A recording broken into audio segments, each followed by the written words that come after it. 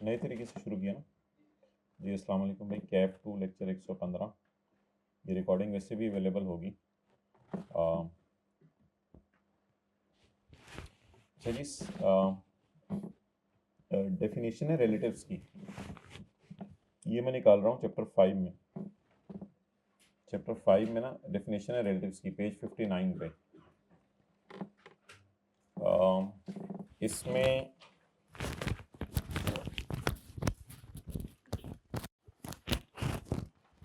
एक चीज़ है, N ancestor, a descendant of any of the grand parent और N adopted child. इसको ना ऐसे कर लें, फिर उसके बाद समझिएगा, पहले समझ लें। ऑफ द इंडिविजुअल और ऑफ द बीवी ऑफ द इंडिविजुअल, यानी कि इसके अपने दादा वगैरह भी और इसकी बीवी के दादा वगैरह भी, बीवी के माँ बाप भी, सास ससुर भी, ये सारे रिलेटिव्स में आएंगे। तो I think it's clear now. तो वो पहले जिस तरह असल में बुलेट लगे हुए थे, देखने में शायद लग रहा था कि अडॉप्टेड चाइल्ड हो इंडिविजुअल और उसकी बीवी का, लेकिन अब हमने थोड़ी सी एक्सपैंड कर ली डेफिनेशन। अब क्या हो गया? एंसेस्टर ऑफ, बोले ना जल्दी, एंसेस्टर ऑफ इंडिविजुअल या उसकी बीवी का ancestor, descendant of any of grand parents of individual या उसकी बीवी का, अडॉप्टेड चाइल्ड या उसका या उसकी बीवी का। क्लियर? डन? ओके। तो ये थोड़ा सा इसको इस तरह लिख लें जिस तरह मैंने आपको बताया, ये, और बाकी लोग तस्वीर खींच लें जिनके पास बुक नहीं है।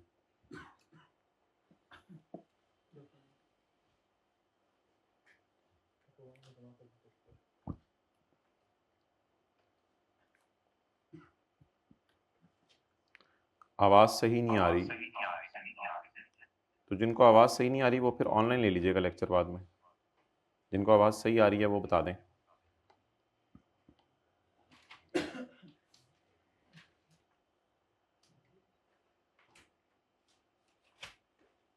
आप बता दें, अब तो नहीं डबल आ रही ना? अब सही आ रही है?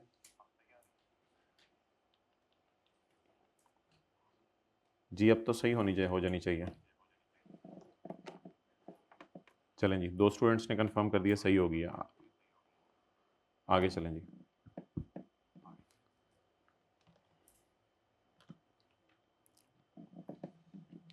अच्छा जी, सेल्स टैक्स के अंदर एक कॉन्सेप्ट है, वो है, आई कैप ने किताब में तो नहीं डाला हुआ, लेकिन एक दो दफ़ा आई कैप ने सोल्यूशन में डाला हुआ है, तो उसको मैं डिस्कस करता हूँ। निकालें ज़रा पेज 605 पे आंसर 3।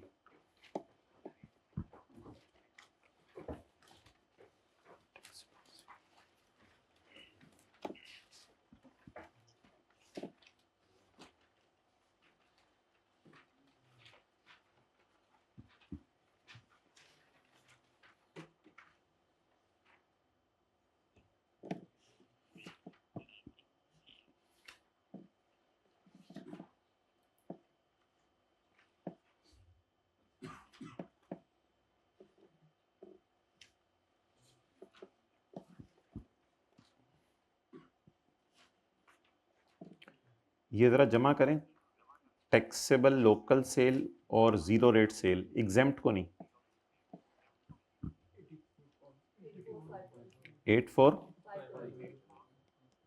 84500 का लें 50%, 42250। जी वॉइस इशू एक स्टूडेंट को आया, बाकी को तो नहीं आ रहा।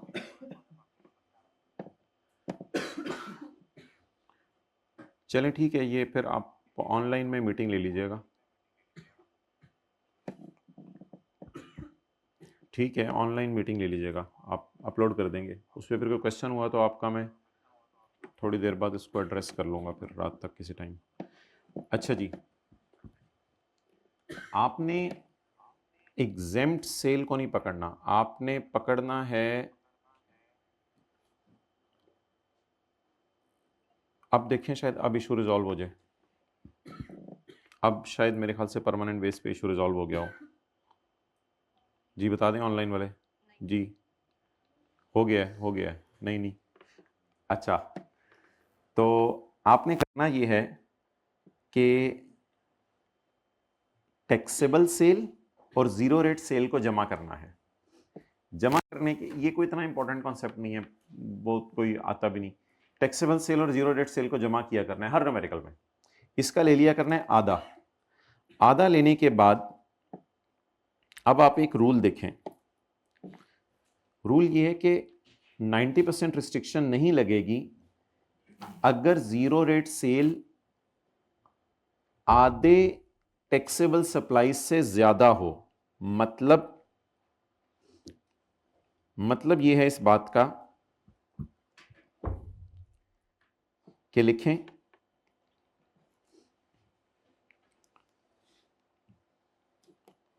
50,000 इज ग्रेटर देन 42250।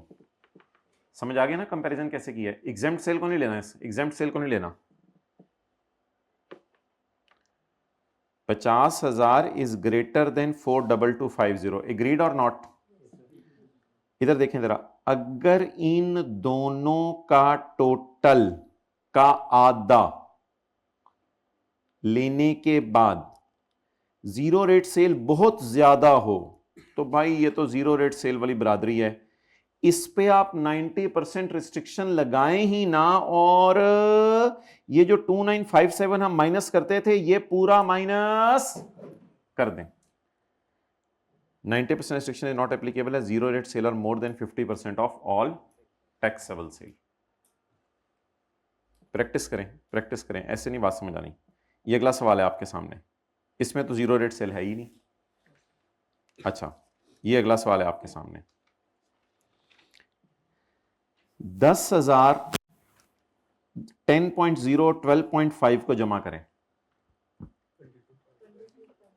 पेज 607 पे हूं मैं। 22.5 मैं पेज नंबर 607 पे।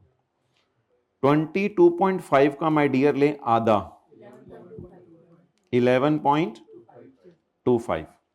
अब इसको कंपेयर करें 10,000 से, तो जीरो रेट सेल कोई ज्यादा नहीं है, उल्टा ये काफी कम आ गई है। तो इस सवाल में हमने 90% रिस्ट्रिक्शन डन। भाई ये था कॉन्सेप्ट। अब आप मुझे कोई ऐसा सवाल अगर किसी की नजर से गुजरा हो जिसमें ये रिस्ट्रिक्शन लगी हो तो वो बता दे। 5 में भाई कह रहे हैं, अच्छा 5 में भी ऐसा है, गुड। 5 में करें जी सारे। कॉन्सेप्ट बताएं क्या है, किस सेल को नहीं देखना? 8 जमा 11 19, 19 का आधा। अगर 9.5 से 11 ज्यादा है तो 90% रिस्ट्रिक्शन ना लगाएं। बस ये बात लिख लें, छोड़ें जी, खत्म हुई। पेज 606 पे आके लिखें, पहले ये नोट करें। शुक्रिया माय डियर, 23 स्टूडेंट्स आए हुए हैं। अगर 11 9.5 से ज्यादा है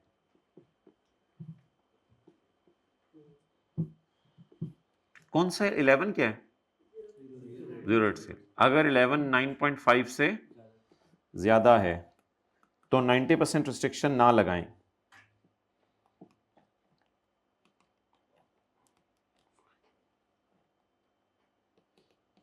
तस्वीर खींच लें, 1 मिनट। तो 90% रिस्ट्रिक्शन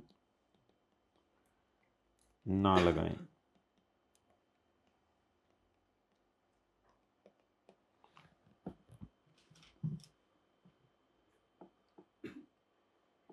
डन।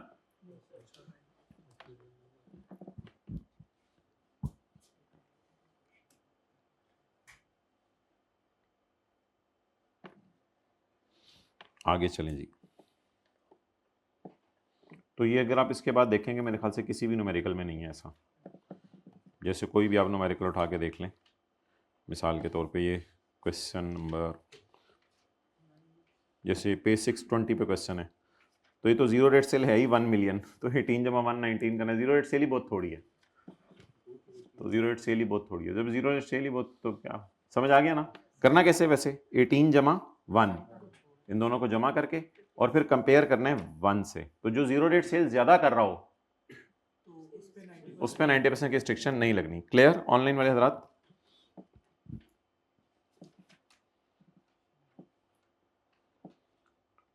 ओके ऑनलाइन वाले हजरात क्लियर? कोई लिखते सी। अच्छा जी, अब आ जाए जी चैप्टर 8 में। वो जो हमारा मशहूर ज़माना एक एडजस्टमेंट रहती है। नहीं एग्जाम से कंपेयर नहीं करना, एग्जाम को लेने नहीं जी, रिकॉर्डिंग मिलेगी।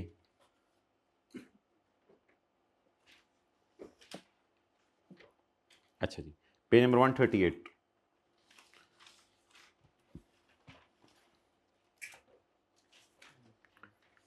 माय डियर, एम्प्लॉयर ने डिफरेंट जो है ना फंड्स खोले होते हैं एम्प्लॉय के लिए। कभी प्रोविडेंट फंड में पैसे डाल रहा होता है, सैलरी के चैप्टर में पढ़ा था। कभी ग्रेचुटी फंड में पैसे डाल रहा होता है, कभी पेंशन फंड में पैसे डाल रहा होता है, कभी सुपरनेशन फंड में। प्रोविडेंट, ग्रेचुटी, सुपरनेशन, पेंशन, ये 4 नाम है। सुपरनेशन को इतना इंपॉर्टेंट नाम नहीं है। एम्प्लॉयर एम्प्लॉय के बिहाफ में नहीं, नोट्स बिल्कुल नहीं भेजूंगा, जहरी बातें भेजूंगा ना, ये कैसे हो सकते हैं ना भेजे जाए। अच्छा, और ये स्क्रीनशॉट भी अटैच होगा इंशाल्लाह नोट्स में।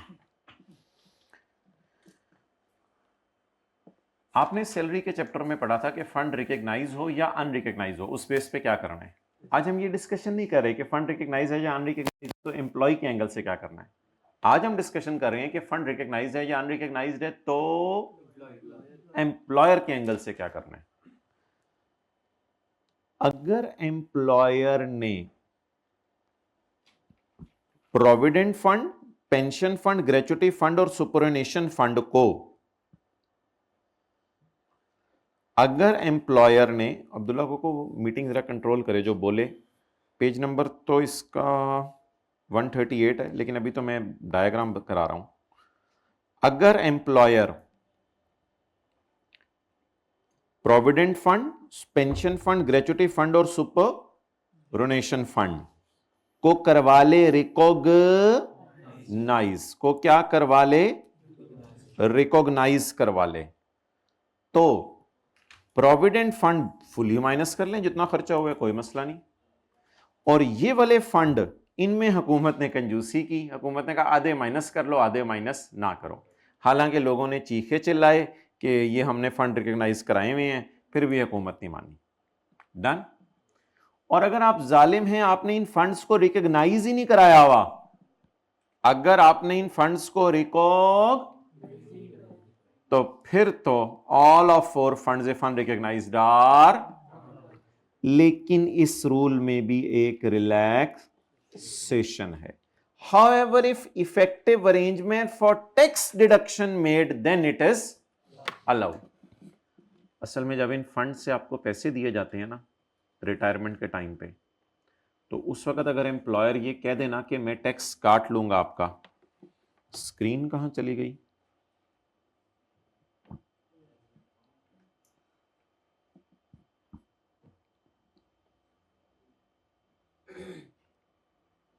शेयर कर लेते हैं जी, कोई मसला नहीं। शेयरिंग अब्दुल्ला से कहें मुझे होस्ट बनाए, वो स्क्रीन शेयरिंग की उसने फिर ऑप्शन ऑफ किया, को होस्ट बनाए। चलें छोड़ें, आप लोग मेरी बात सुनें। अगर प्रोविडेंट फंड रिकॉग्नाइज्ड है तो रूल बताएं। नहीं, प्रोविडेंट फंड पूरा और बाकी तीनों फंड आधे अलाउड, आधे। और अगर ये फंड्स अनरिकग्नाइज्ड हैं, अभी ज़बानी सुन लें मेरी बात, अगर ये फंड्स, तो फिर ऐसी सूरत में अगर इस पे एम्प्लॉयर कहता है कि मैं टैक्स काटने के अरेंजमेंट कर लूं, तो अलाउड। और अगर एम्प्लॉयर टैक्स काटने के अरेंजमेंट नहीं करता तो नॉट अलाउड। चलें जी, इसका न्यूमेरिकल करते हैं जैसे ही स्क्रीन जो है वो हमारी शेयर होती है।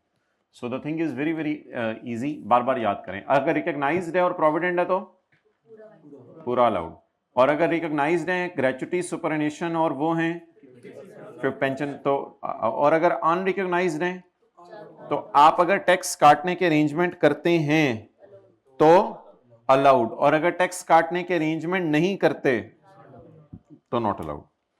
चलें जी, एक सवाल इस पे लिखते हैं। भाई उसको बुलाओ, क्यों इतना डिले आ रहा है। एक सवाल इस पे लिखते हैं जिसको जो है वो फिर क्लियर करते हैं।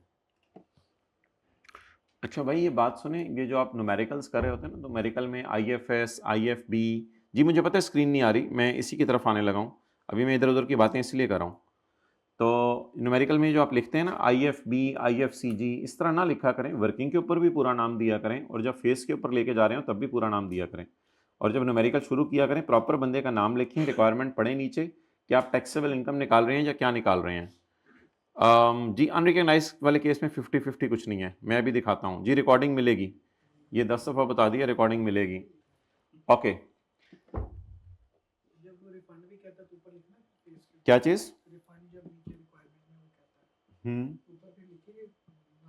हाँ आप लिख सकते हो सेल्स टैक्स पेएबल / रिफंडेबल, उसमें तो कोई मसला नहीं। अनरिकग्नाइज में पूरा अलाउ होगा, अगर आपने अरेंजमेंट कर लिए हैं टैक्स काटने के तो अनरिकग्नाइज में पूरा अलाउ हो जाएगा।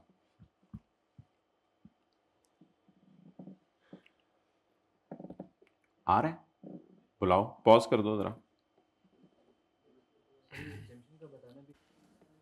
तो मेरे भाई बात ये चल रही थी, अगर फंड्स रिकॉग तो प्रोविडेंट फंड है तो फुली अलाउड, और अगर पेंशन ग्रेचुटी और तो 50% अलाउड 50%, और अगर अनरिकग्नाइज फंड्स हैं तो अगर अरेंजमेंट किए हुए टैक्स काटने के तो अलाउड हैं, और अगर रिलैक्सेशन क्या है अरेंजमेंट किए हुए तो अलाउड है, और अगर अरेंजमेंट तो नॉट अलाउड है।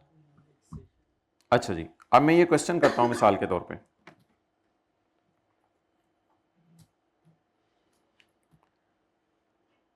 प्रॉफिट है मेरा 100 रुपया, अनरिकग्नाइज ग्रेचुटी फंड है, नो टैक्स डिडक्शन अरेंजमेंट। अच्छा अगर साइलेंट हुआ तो जो मर्जी अज्यूम कर लीजिएगा, साइलेंट हुआ तो जो मर्जी अज्यूम कर लीजिएगा, टैक्स कटने के अरेंजमेंट नहीं हुए हुए। आप जरा सोच के बताएं, अगर टैक्स कटने के अरेंजमेंट नहीं हुए हुए तो सजा देनी बनती है यार, क्या करें फिर? अलाउड कर दें, नॉट अलाउड कर दें?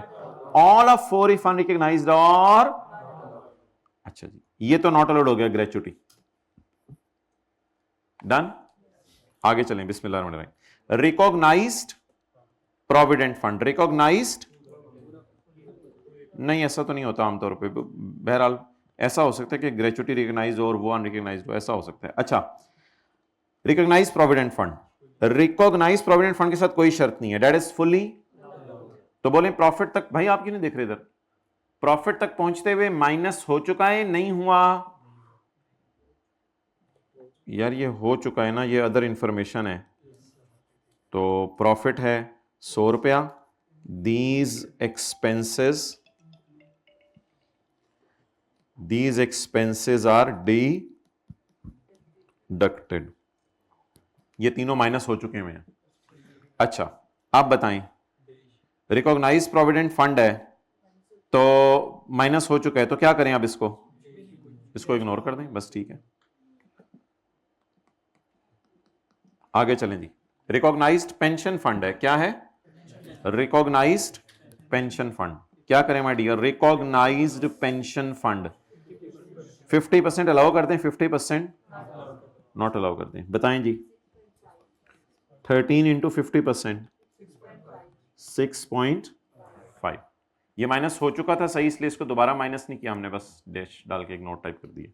बता दें जवाब, 116.5। अच्छा अगर सेल से चलते तो क्या करते? सेल तो अवेलेबल ही नहीं है सवाल में, तो छोड़ो पर। अगर सेल से चलते तो क्या करते? अलाउड खर्चे माइनस करते, और प्रॉफिट से चलते हैं तो क्या करने हैं? नॉट अलाउड को ऐड करना है। Now it's clear. इधर क्यों सजा दी है? अनरिकग्नाइज्ड है।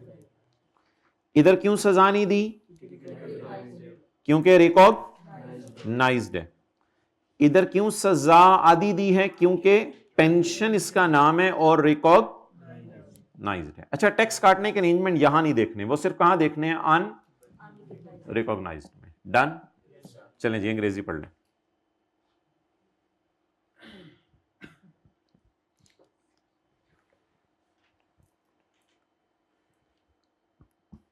Any contribution made by a person to a fund that is not a recognized provident fund, approved pension fund, approved superannuation fund, or approved gratuity fund. Voice issue आ रहा है।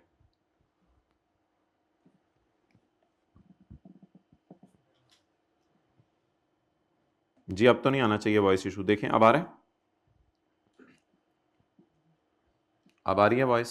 जी शुक्रिया। नहीं आ रही तो फिर लिख कैसे रहे हैं कि जी नहीं आ रही है या कट कट के आ रही है? आ रही है, शुक्रिया। अच्छा जी नेक्स्ट, ये वो किसकी लिस्ट दे रहा है? नॉट अलाउड की। तो आप मुझे ये बताएं भाई, अब जिनको क्लियर नहीं आ रही वो ले लीजिएगा, वरना फिर ये बहुत प्रोलॉन्ग हो जाएगी डिस्कशन। अगर रिकॉग्नाइज्ड, अप्रूव्ड और अप्रूव्ड सुपरएनुशन फंड और अप्रूव्ड ग्रेच्युटी फंड, अगर बोले ये क्या है? बोले ना नॉट रिकॉग्नाइज्ड तो डिसअलाउ। ये देखें यहां लिखा हुआ था। अनरिकॉग्नाइज्ड तो बोले बोले बोले डिसअलाउ। डन।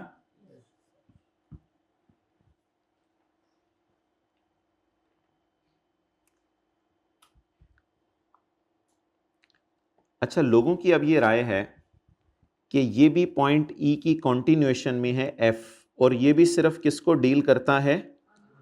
अनरिकॉग्नाइज्ड को।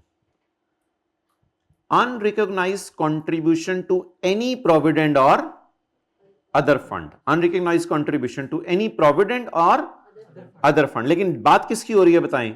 अब ये लोगों की राय है, डिफरेंट भी किसी की हो सकती है। बोले unrecognised contribution to any provident other fund established for the benefit of employees if the person has, भाई आवाज नहीं आ रही तो छोड़ दे मीटिंग, आपको अभी अवेलेबल हो जाएगी। Unrecognized contribution to any provident other fund established for the benefit of employees if the person has not made arrangement to secure that, tax will be deducted from any payments made by the fund. तो बता दें जी unrecognised कब disallow होगा? Point ई कहता है unrecognised disallow होगा, और point F कहता है तब डिसअलाउ होगा if the person has not made arrangement. मैं फिक्रा बार बार बोल रहा हूं, सुनिएगा। पॉइंट ई कहते हैं अनरिकॉग्नाइज्ड नॉट अलाउड है, पॉइंट एफ कहते हैं तब नॉट अलाउड है जब अरेंजमेंट, भाई आवाज नहीं आ रही, मीटिंग लीव करते हैं खुदा के लिए, मीटिंग अभी शेयर हो जाएगी। जी बोलें।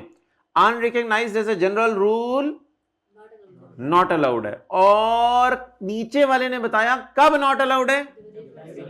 जब अरेंजमेंट ना करें, जब अरेंजमेंट। डन जी, ओके जी, मीटिंग लीव कर दें सारे, आपसे ऑनलाइन शेयर हो जाएगी। इसमें कोई कंफ्यूजन? आप बड़े बताएं पॉइंट ई का क्या मतलब है? बोलें बोलें अनरिकॉग्नाइज्ड। अच्छा, ये लिस्ट किसकी है? ऊपर लिखा हुआ ना पहली लाइन में, following deductions will not be. तो अनरिकॉग्नाइज्ड बोलें क्या है? समझ आ गई? अच्छा, अनरिकॉग्नाइज्ड नॉट अलाउड कब है? तो कंट्रीब्यूशन टू एनी से मुराद यहां लोगों की राय है कि अनरिकॉग्नाइज्ड मुराद है contribution to any provident other fund established for benefit if the businessman has not made arrangement. Person कौन है? बिजनेस। भाई पोर्टल पे होगा, अपलोड होगा। अच्छा, if not made arrangement to secure that, tax will be deducted from the payment made by the fund. Arrangement क्या होते हैं टैक्स काटने के? अरेंजमेंट ये होते हैं कि एम्प्लॉयर बता दे यार जब एम्प्लॉय जाने लगेगा नौकरी छोड़ के, जो भी उसका टैक्स, जैसे सैलरी पे टैक्स काटता है, तो जो भी उसका टैक्स टुक्स होगा मैं काटूंगा। तो अगर ये अरेंजमेंट कर लें तो फिर आप माइनस करने की इजाजत है, ना करें तो नहीं है। अब कौन से बच गए? रिकॉग्नाइज्ड। तो अप्रूव्ड ग्रेच्युटी फंड कितना अलाउड है?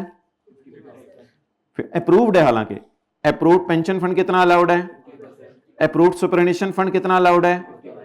अब इसकी रोशनी में लोगों ने यह रूल निकाला है कि अप्रूव्ड प्रोविडेंट फंड के का लफ्ज उसने नहीं लिखा, इसलिए वो बोले 100% अलाउड है। तो ये बात इसकी रोशनी में निकली है। बहरहाल किसी और की कोई और राय भी हो सकती है, ये मोटी मोटी राय है। डन जी। तो नॉट एन इंपॉर्टेंट डिस्कशन जिसमें आईकेप का ज्यादा इख्तलाफ होता है, बच्चे कई दफा पूछता भी नहीं आईकेप। तो an amount exceeding 50% of contribution made by person to an approved gratuity fund, approved pension fund और अप्रूव्ड सुपरएनुशन फंड। अच्छा जी, मेन बात तो वही हो गई। Approved provident allowed, approved pension gratuity superannuation आधा आधा अलाउड, अनरिकॉग्नाइज्ड नॉट अलाउड। लेकिन अगर अरेंजमेंट हो गए हैं तो ये न्यूमेरिकल हो जाएगा, समझ आ गया? ओके।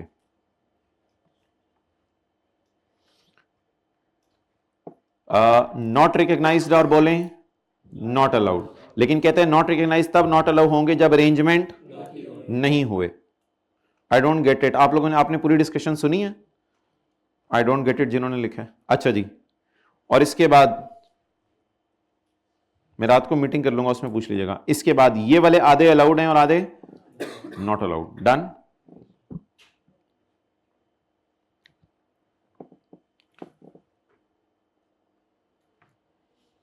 अच्छा जी, अच्छा इस चैप्टर में ना एक बात याद रखिएगा जी। अब आप रिस्पॉन्ड नहीं करे जब मैंने सवाल पूछा है। हर न्यूमेरिकल को ना मैंने जो छोटे छोटे न्यूमेरिकल दिए हैं, कुछ को सेल से चले हैं, कुछ प्रॉफिट से चले हैं।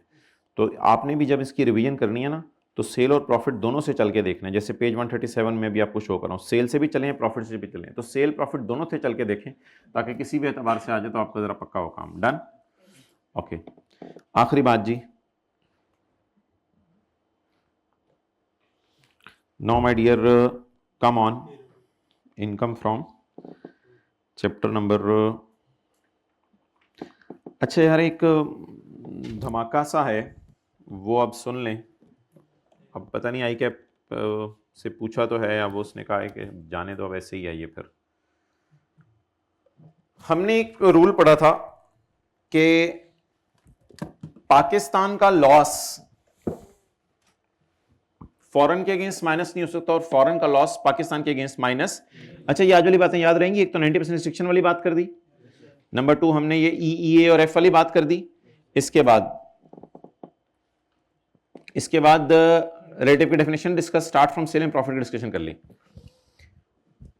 हमने ये क्लास में पढ़ा था कि पाकिस्तान के अगेंस्ट फॉरेन लॉस माइनस नहीं हो सकता, और फॉरेन के अगेंस्ट पाकिस्तान का लॉस माइनस नहीं हो सकता। इसमें आईकैप कहते हैं नहीं, थोड़ी सी डिफरेंट राय है उसकी। अब राय लोगों की डिफरेंट हो सकती है, बेहतर है आईकैप को चले फॉलो करें। इसमें वो कहते हैं यार ऐसा कर लो कि फॉरेन लॉस को माइनस ना करो पाकिस्तान में से, लेकिन बोलें पाकिस्तान लॉस को माइनस कर लो फॉरेन में से।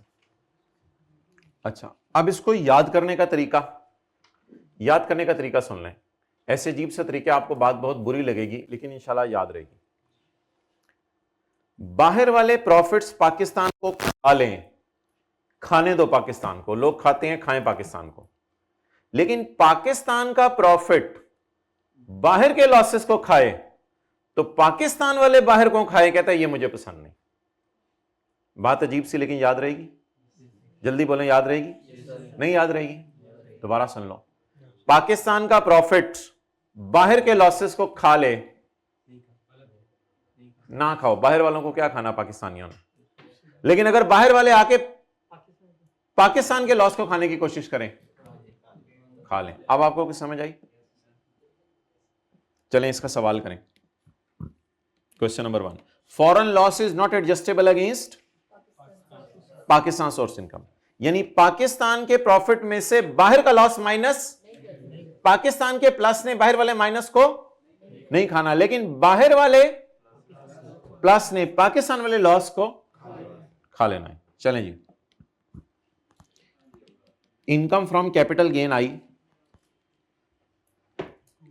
बाहर के मुल्क में 70 की, और इनकम फ्रॉम कैपिटल गेन आई पाकिस्तान में 35 की, 40 की।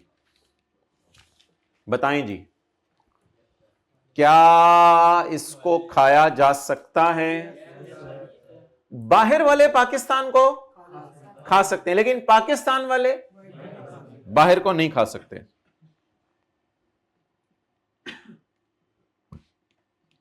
जी लिखें भाई।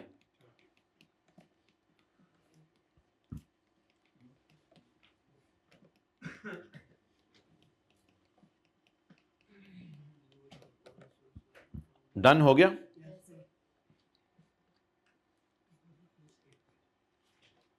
अच्छा, क्वेश्चन 2,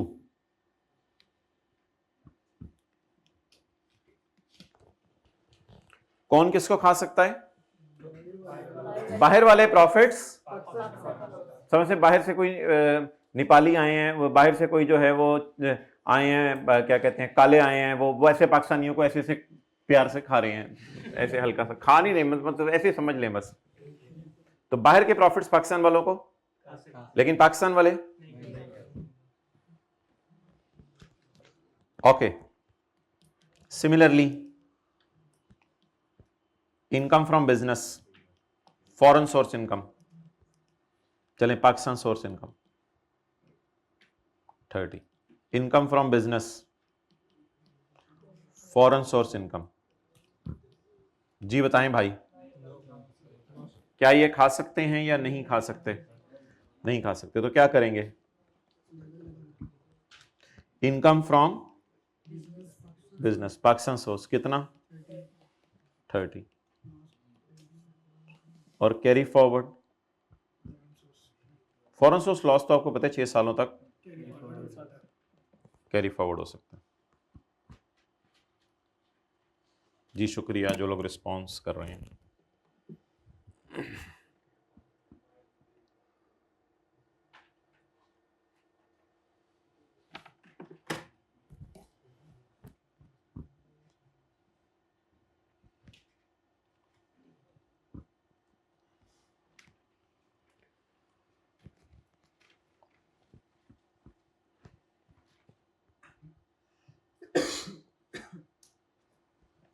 अच्छा, अब एक जगह किताब में लिखा हुआ था एक सवाल के सॉल्यूशन में कि वाइस वर्सा है, लेकिन वाइस वर्सा नहीं है।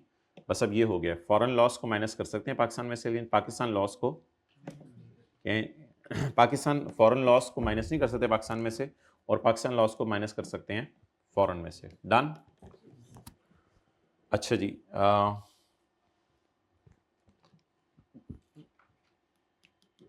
अगर मैं कहता हूं मेरी इनकम फ्रॉम बिजनेस है बाहर के मुल्क में 50, और लेकिन सेम हेड का ही होगा ना ऑब्वियसली, ये बात तो इम्प्लाइड है, और इनकम फ्रॉम अदर सोर्स है पाकिस्तान में 40,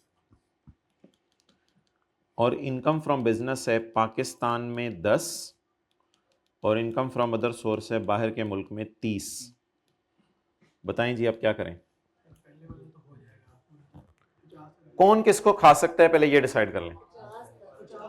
बाहर वाले हमें खा सकते हैं,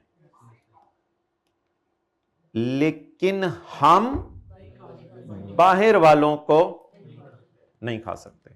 जरा सोचें कैसे बनेगा सॉल्यूशन। कौन किसको खाएगा? बाहर वाले बिजनेस, बोले बोले बाहर वाले बिजनेस, इस तरह फिक्रा याद कर लेना, हो जाएगा। बाहर वाले बिजनेस पाकिस्तान वाले बिजनेस को खा सकते हैं, तो खिलाएं। डन। लेकिन सेम हेड में से ही होगा, लेकिन पाकिस्तान वाली अवाम जाके किसी को इधर इधर उधर खा ले, नहीं, इसकी इजाजत। तो फिर क्या करें? इसको 44 को ऐसे ही लिखते हैं। जवाब 84। कैरी फॉरवर्ड कितना हो गया? इनकम फ्रॉम अदर सोर्स तो हर हेड 6 साल तक कैरी फॉरवर्ड होता है ना, इसमें तो कोई मसला नहीं। तो ये 3 एग्जांपल्स नोट कर लेंगे।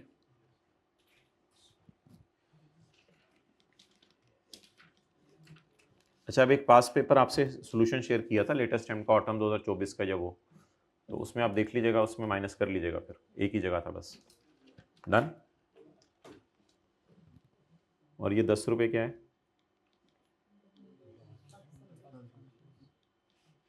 और ये 44 रुपये।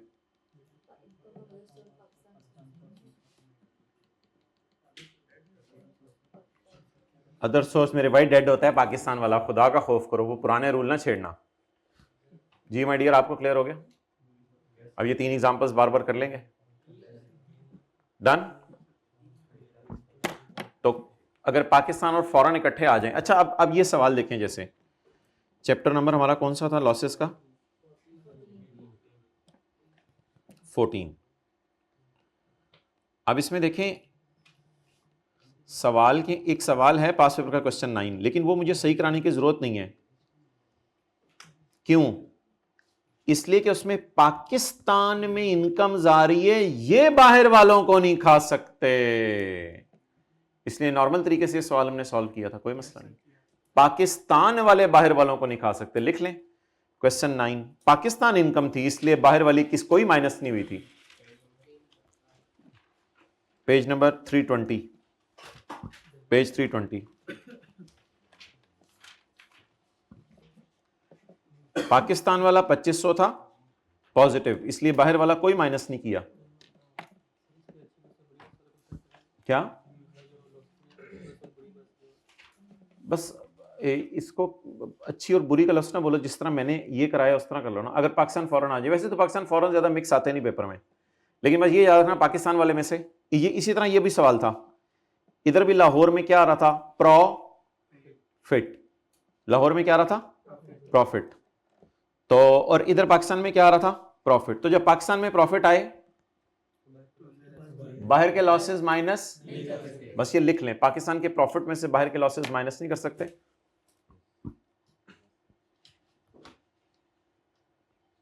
पाकिस्तान के प्रॉफिट में से बाहर के लॉसेस माइनस नहीं कर सकते। अच्छा, इसमें 10-15 मिनट मैंने आपके पास पेपर की डिस्कशन करनी है, छोटी सी, कुछ बच्चों के स्क्रिप्ट सामने रख के, वो मैं फिर नमाज के बाद करता हूं, ठीक है?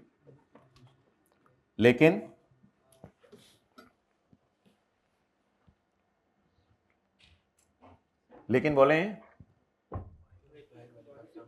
बाहर वाले प्रॉफिट्स में से पाकिस्तान के लॉसेस माइनस कर सकते हैं, लिख लें।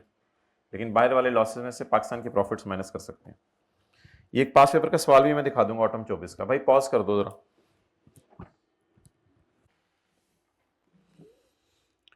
अच्छा जी, तो माय डियर बात ये चल रही है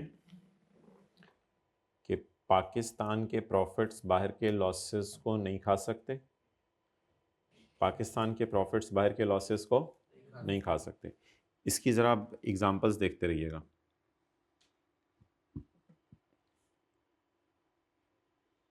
जैसे पेज 320 पे, वैसे तो उसने यहाँ ना नेचर नहीं बताई कि ये क्या है, पाकिस्तान का प्रॉफिट यानी किस हेड का है, लेकिन फ़र्ज़ कर लें चले बिजनेस का है, मिसाल दे रहा हूँ। तो पाकिस्तान का प्रॉफिट क्या बाहर के लॉस को खा सकता है या नहीं खा सकता? इसलिए ये न्यूमेरिकल हमने नॉर्मल तरीके से सॉल्व किया था। Done done. कोई एक आधे नंबर का मसला है, कोई इतनी बड़ा टेक्निकल पॉइंट नहीं है जो हम आखिरी दिन कर रहे हैं, ये भी परेशान ना हो। पाकिस्तान का प्रॉफिट बाहर के लॉस को नहीं खा सकता। आगे चलते हैं। नीचे वाले सवाल में तो पाकिस्तान का भी प्रॉफिट है, बाहर का भी 40 - 3 पेरिस बर्लिन नेट किया था, 13 का प्रॉफिट आ रहा था। लेकिन मेरा ये कहना है कि अगर पाकिस्तान का प्रॉफिट होता और बाहर का लॉस होता, मिसाल के तौर पे पेरिस बर्लिन का मिला के 1 रुपया लॉस होता, तो पाकिस्तान का प्रॉफिट बाहर के लॉस को नहीं खा सकता। पाकिस्तान का प्रॉफिट बाहर के लॉस को नहीं खा सकता। एक सवाल मैं आपको दिखाता हूं एओपी के चैप्टर में, पेज नंबर 298। ये देखें माय डियर,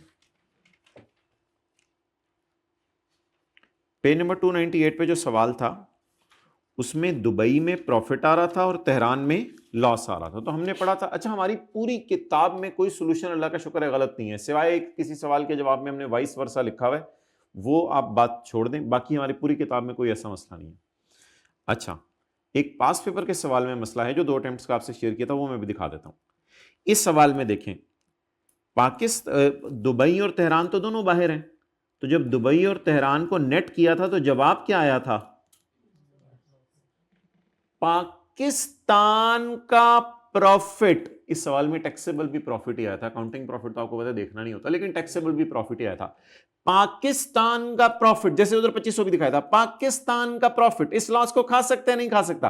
पाकिस्तान का प्रॉफिट इस लॉस को नहीं खा सकता, इसलिए इस लॉस को हमने कैरी फॉरवर्ड कर लिया था और पाकिस्तान के प्रॉफिट से लॉस माइनस। तो 3 मैंने आपको एग्जांपल्स देनी है, पाकिस्तान के प्रॉफिट में से हमने बाहर के लॉस को माइनस। तो बोले बार बार अंदर बिठा लें बात को, पाकिस्तान का प्रॉफिट बाहर वालों को जाके नहीं खा सकता। लेकिन वाहिद आई कैप की हिस्ट्री में सवाल टेस्ट हुआ, वो सवाल है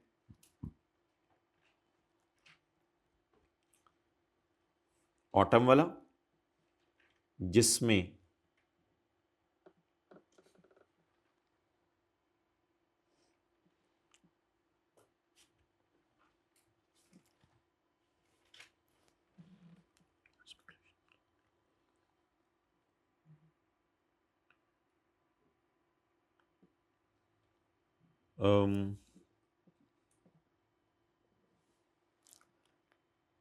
बाहर का प्रॉफिट,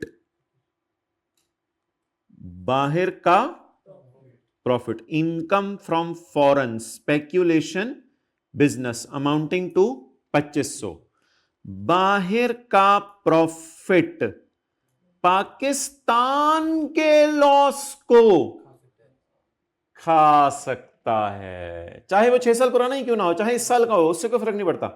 बोले बोले बार बार, पाकिस्तान का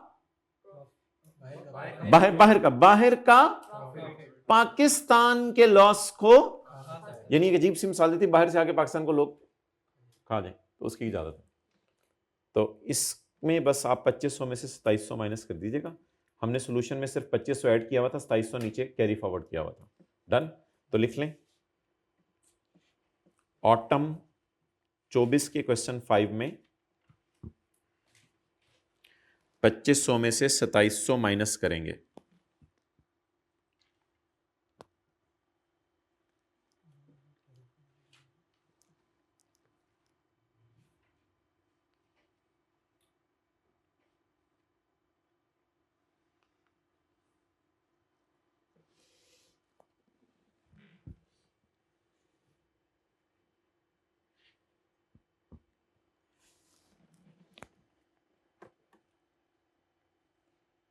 ठीक है जी। अब मैंने आपको बता दिया था, आपकी 2 जूम मीटिंग्स अगली सर सलमान करेंगे मंडे और मंडे को, फिर 1 मार्च तक अपने सवाल इकट्ठे कर लेंगे, 1 मार्च को भी मीटिंग कर लेंगे और उस दिन अगला भी दिन को डिसाइड कर लेंगे जिस दिन आप लोगों ने मीटिंग करनी हुई।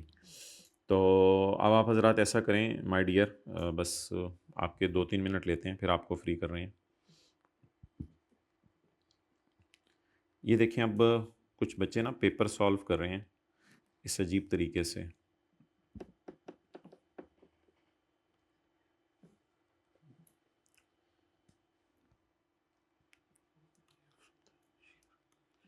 One year from the year in which court decided. अब कुछ जगहों पे लिखा होता है 1 year from the end of the year. अब जो वो लिखा हो एज इट इज लिख के आना है, और अगर 1 year in the year in which court है उसका लिख के आना है। मुझे नहीं पता अभी ये क्या सवाल है और उसका सोल्यूशन सही है या गलत है, लेकिन ये बात याद रखिएगा, कुछ डेट्स में वहां से गिनना होता है और कुछ डेट में from the end of the year. तो जो लफ्ज लिख के आए वो लिख के आना है, अपनी तरफ से कोई लफ्ज लिख के नहीं आना। जहां उस डेट से गिनना है वहां उस डेट का लिख के आना है, और जहां ईयर एंड से गिनना शुरू करना है वहां से ईयर एंड का लिख के आना है। अच्छा,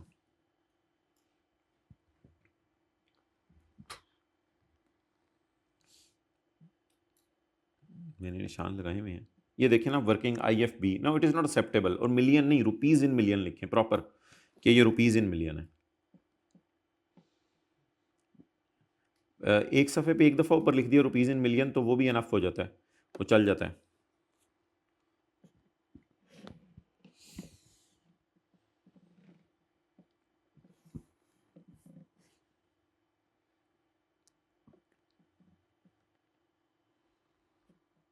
हाँ, ये तो न्यूमेरिकल के फेस पे देखें कितना जुल्म कर रहे हैं। IFB। अब एक न्यूमेरिकल आया था, किस उसमें लिखा हुआ था सेल से स्टार्ट करना है। अब इन्होंने जानबूझ के प्रॉफिट से स्टार्ट किया, हालांकि सवाल में लिखा हुआ था सेल से स्टार्ट करना है। ऐसे ही कभी किसी का न्यूमेरिकल आया था कोई, तो इन्होंने देखें पूरा न्यूमेरिकल या IFS IFB न्यूमेरिकल का फेस ही सारा इस तरह बना दिया। कंप्यूटेशन ऑफ इनकम एंड भी नहीं लिखा, income tax, computation of taxable income सवाल में मांगी हुई थी, एंड टैक्स दे रहा हूँ। तो जो चीज़ सवाल में मांगी और रिक्वायरमेंट में उसको ऊपर लिख के आया करें।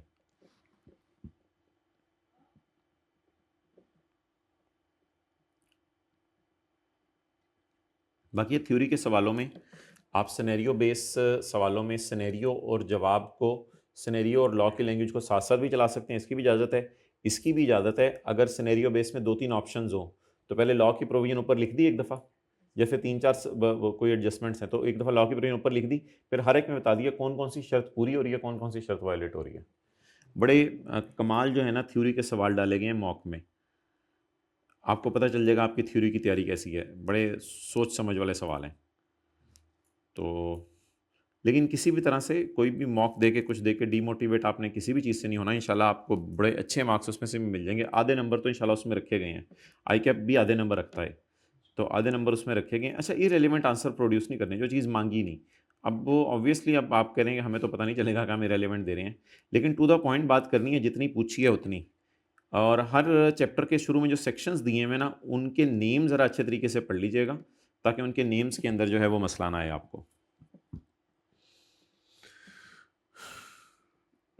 ये देखें कितने खूबसूरत बच्चे सब करते हैं, कई कमाल। ये एक बच्चा था कमाल बड़ा, ये देखिए कैसे खूबसूरत याद किया हुआ है सब कुछ। और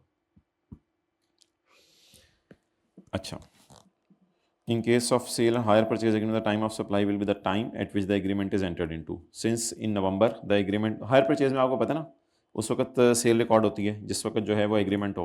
since the November 2000 the agreement purchase of is acquired, so the hire purchase of sale shall be the month of November. अब पूरे लॉ की प्रोविजन लिखी है, उसने नीचे आगे कंक्लूजन लिखा है, तो बड़ा खूबसूरत तरीके से लोगों ने चीज़ें याद की होती हैं। Since the dish was made available to buyers, since the goods were made available in September and when delivered in January, so the time of supply will be the time when the goods are made available to the recipient of supply. So it is September 2022। तो proper तरीके से law की provision भी है। तो ऐसी बात नहीं है कि आप कहें कि लोग याद नहीं करते, लोगों से याद नहीं होता, लोगों से याद होता है और लोग याद करके लिख के भी आते हैं। तो इंशाल्लाह आप लोग भी लिख के आएंगे। बाकी बिल्कुल परेशान ना हो, आप लोगों ने बहुत ज़्यादा रिवीजन किया है, बहुत ज़्यादा सवाल किए, इतने बस सवाल तो किसी बैच में नहीं कराए गए। तो इंशाल्लाह आप लोग पास होंगे, ज़रूर होंगे, लेकिन शर्त यह है कि इन आखिरी दिनों को ज़रा इफेक्टिवली यूटिलाइज़ कर लें।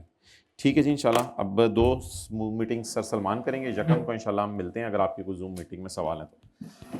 ठीक है, उसके बाद भी कर लेंगे जब आप कहेंगे, जिस दिन आप कहेंगे इंशाल्लाह कर लेंगे। ठीक है, क्लोज कर दो।